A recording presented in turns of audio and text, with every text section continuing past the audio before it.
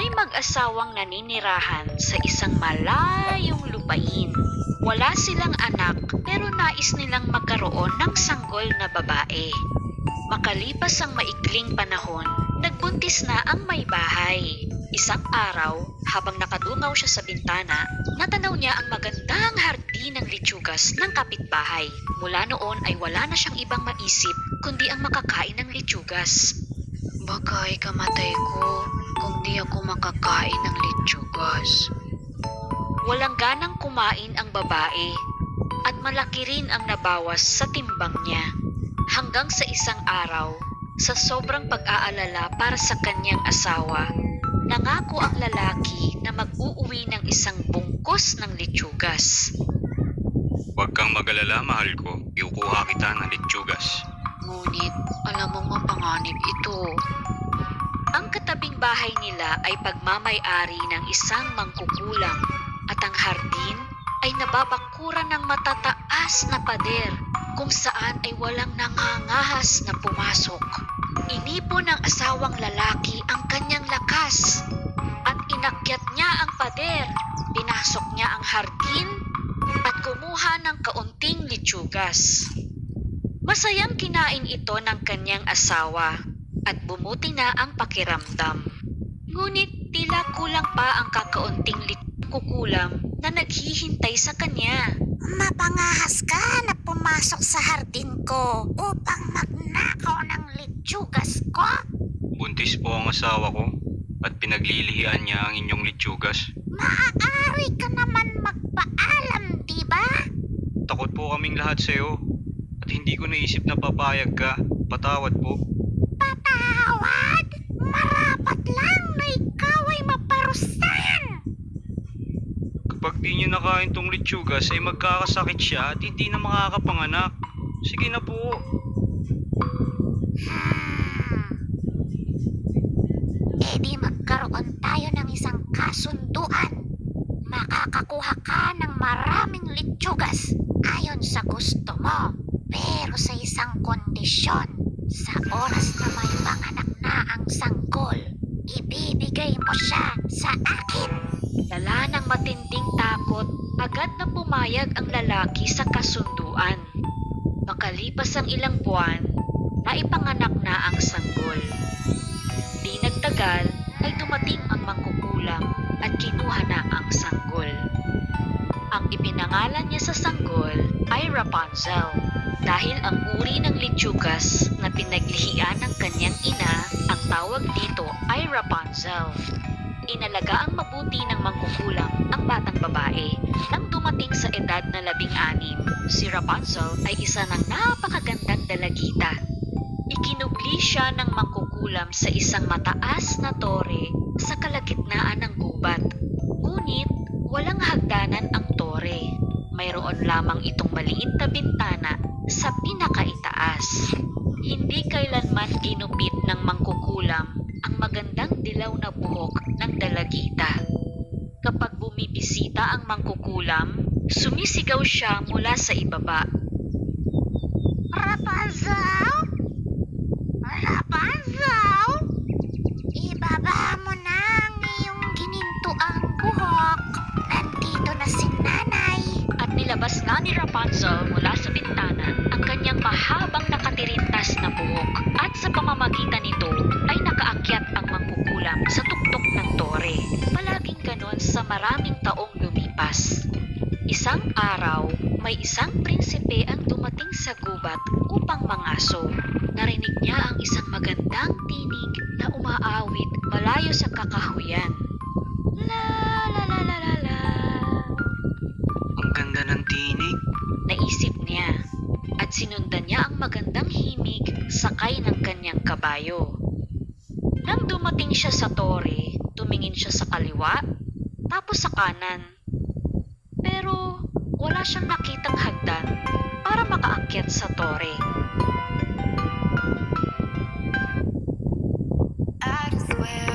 Niya sa magandang tinig, araw-araw pinupuntahan ng prinsipe ang tore.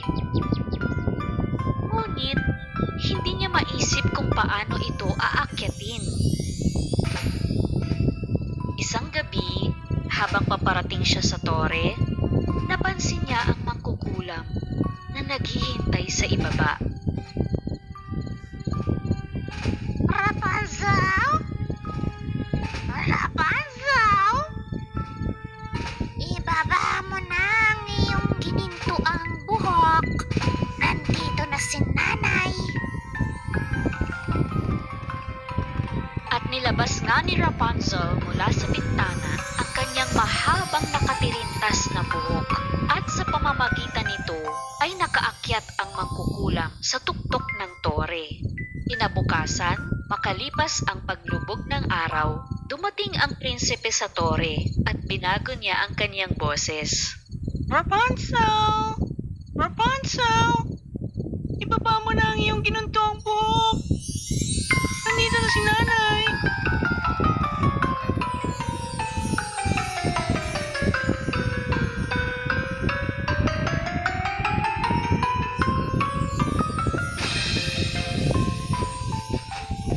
Nang makakita ng ibang tao, ay natakot si Rapunzel.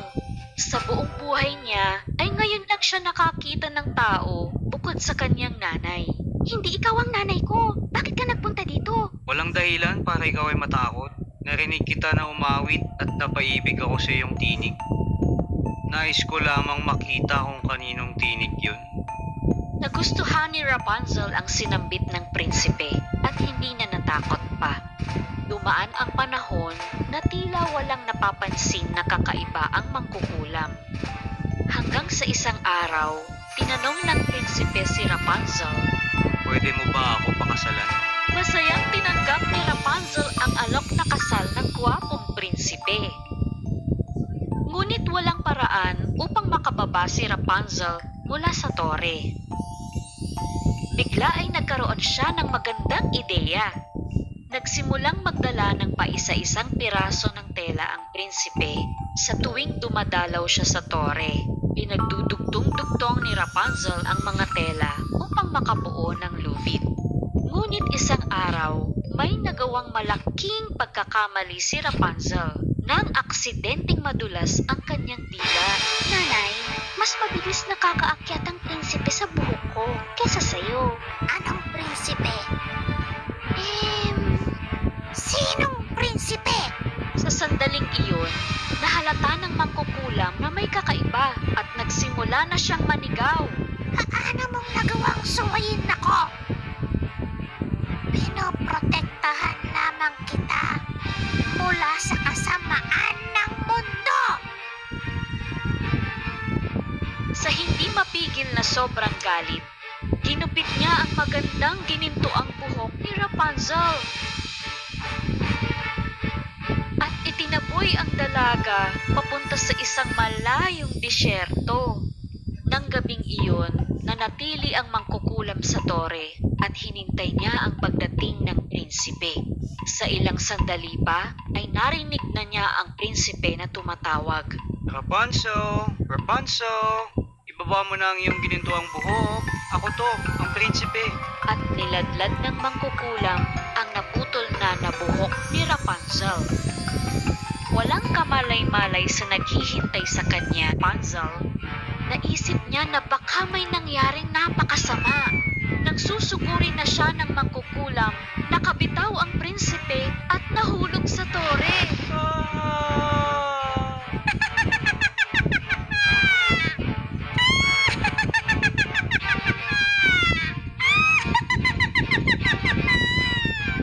Mabuti na lang may halamanan sa ibaba. Nabuhay ang prinsipe. Ngunit dahil sa mga tinik na tumusok sa mga mata niya, hindi na siya makakita. Kahit nabulag, ay naglakad-lakad pa rin ang prinsipe sa kagubatan. Maluha-luha niyang hinahanap si Rapunzel. Kumain siya ng mga dahon at mga ligaw na prutas na natagpuan niya sa gubat. Natinig na umaawit. Ganda niya sa na himala. Nabasa ng luha ni Rapunzel ang mga mata ng prinsipe. Sa isang iglap ay may naganap na himala. Bumukod Bumukas ang mga mata ng prinsipe at nakakakita na siyang muli. Masayang-masaya si Rapunzel sa nasaksihan. Sabay silang tumungo sa kaharian ng prinsipe kung saan ay masaya silang binati ng mga tao. At mula noon ay namuhay silang maligaya.